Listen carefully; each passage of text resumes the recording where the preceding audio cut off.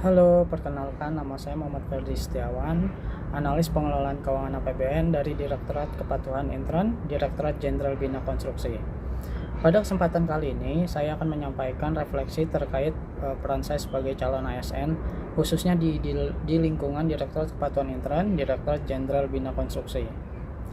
Direktorat Kepatuhan Intern memiliki tugas dan fungsi yaitu penyusunan kebijakan teknis dan kerangka kerja kepatuhan intern serta manajemen resiko di Direktorat Jenderal Bina Konstruksi.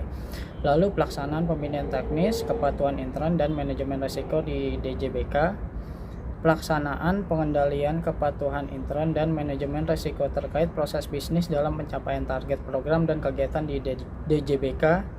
Lalu pemantauan, evaluasi, dan pelaporan penerapan kepatuhan intern dan manajemen risiko di Direktorat Jenderal Bina Konstruksi, dan pelaksanaan urusan tata usaha di lingkungan direktorat.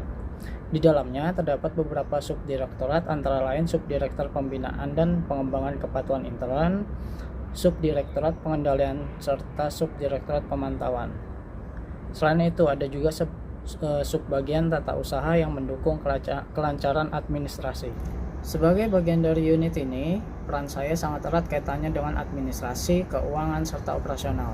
Tugas yang saya lakukan antara lain menyusun dan memonitor anggaran tahunan, mendukung penyusunan laporan kinerja maupun laporan keuangan, serta menjadi penghubung data dan koordinasi antara pimpinan, pegawai, dan unit lain. Dalam hal layanan, beberapa contoh nyata yang dilakukan adalah menyusun LKKL sesuai kebutuhan program, membantu revisi DIPA apabila ada perubahan kebijakan, memonitor realisasi anggaran, serta menyediakan data pendukung bagi pengendalian intern. Semua itu dilakukan dengan berpegang pada standar layanan, yaitu tepat waktu, teliti, transparan, serta profesional. Kontribusi dari pekerjaan administrasi yang rapi tentu sangat besar.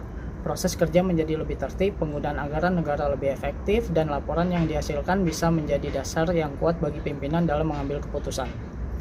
Berkaitan dengan refleksi diri, sebagai ASN saya dituntut untuk menjadi bagian dari Smart ASN. Dalam keseharian, saya sudah berusaha menerapkan beberapa hal sederhana, misalnya menggunakan OneDrive dan SharePoint untuk penyimpanan digital agar dokumen mudah dicari dan dapat diakses bersama.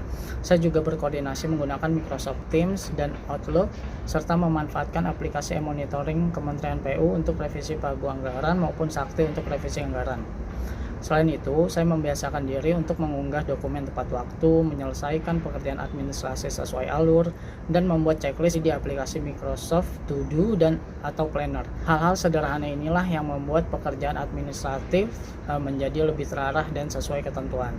Namun, saya menyadari masih banyak hal yang perlu saya tingkatkan. Pertama adalah literasi digital, khususnya pemanfaatan Microsoft 365 secara lebih optimal.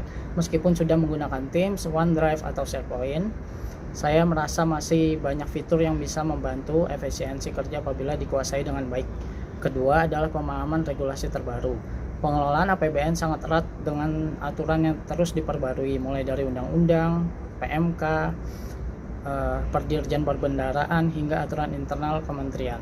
Ketiga, penguasaan aplikasi berbasis sistem seperti Sakti maupun e-monitoring perlu terus dilatih agar lebih lancar dalam penggunaannya. Melalui penerapan nilai Smart ASN, saya percaya kinerja administrasi di unit kerja akan semakin efektif dan akuntabel. Administrasi yang tertib akan berkontribusi langsung pada tata kelola pemerintahan yang baik, sekaligus menjaga kepercayaan publik terhadap penggunaan anggaran negara. Demikian monolog yang bisa saya sampaikan. Semoga apa yang saya jalani saat ini dapat terus menjadi proses pembelajaran untuk meningkatkan kompetensi, profesionalitas, serta kontribusi saya sebagai ASN di masa depan. Terima kasih.